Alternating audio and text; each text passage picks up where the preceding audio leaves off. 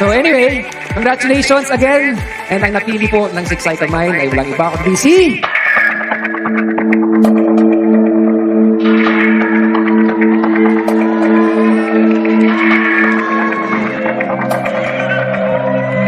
Congratulations po! Awesome! Yeah! Congratulations! Awesome!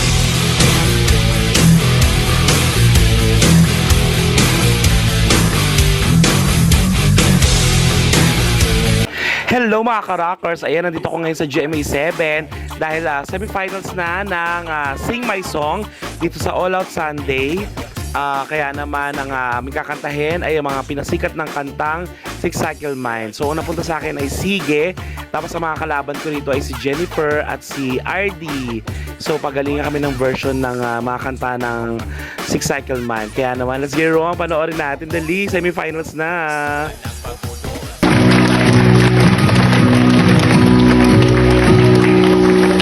Sige, pagkasama ka naman, ilang-ilang mo ang ating kasiyahan.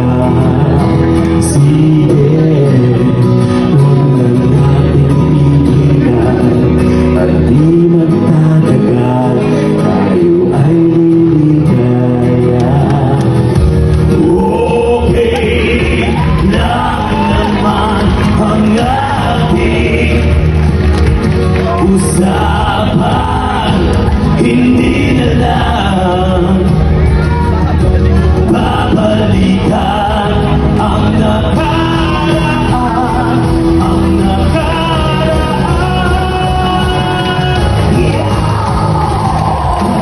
Sige, pagpatuloy nyo lang, unti-unting nunurin sa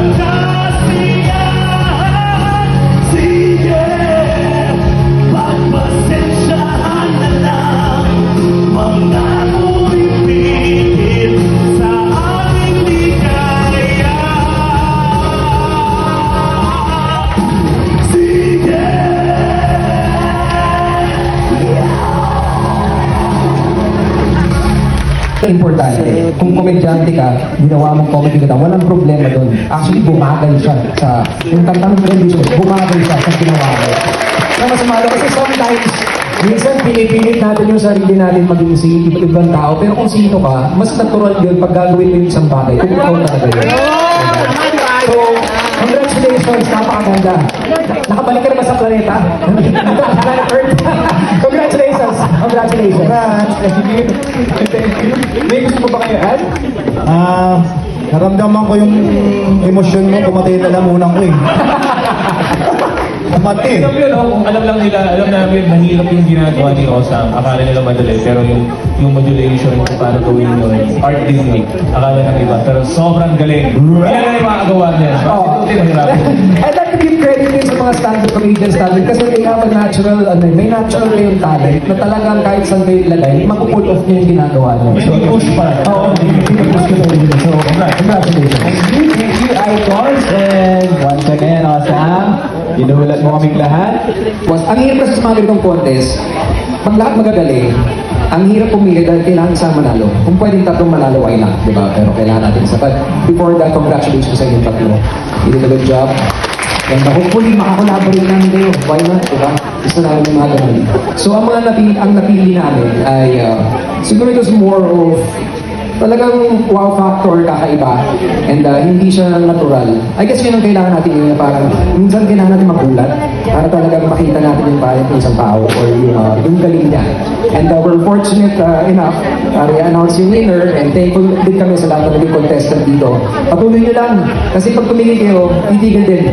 Kung hindi kayo tumigil, dire-diretso lang yan. So tiwala lang kayo sa process, okay? So anyway, congratulations again! And ang napili po ng Six Cycle Mind ay walang iba kundi si...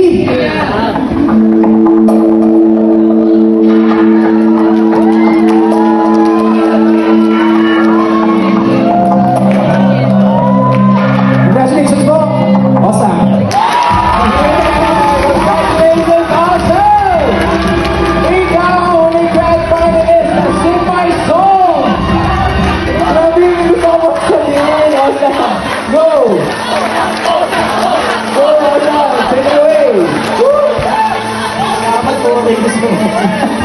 Dahil deserve mo to, Osang. Ito na ang moment mo, makakasama mo sa isang duet ang ating Icon of the Week. Mga kapuso at kaayos, here's our Sing My Song winner, Osang and Pinoy Rock Band, 6 Cycle Mind!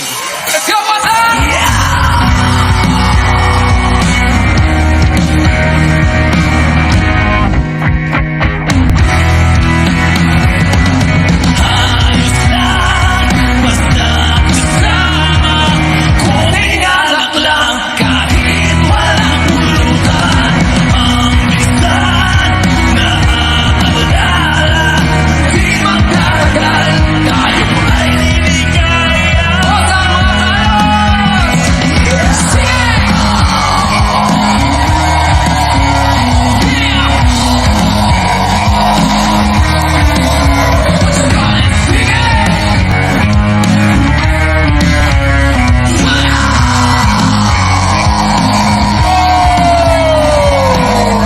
Grabe, napakasaya ng episode na ito mga Karakas. Hindi ko na-expect na mananalo ulit ako.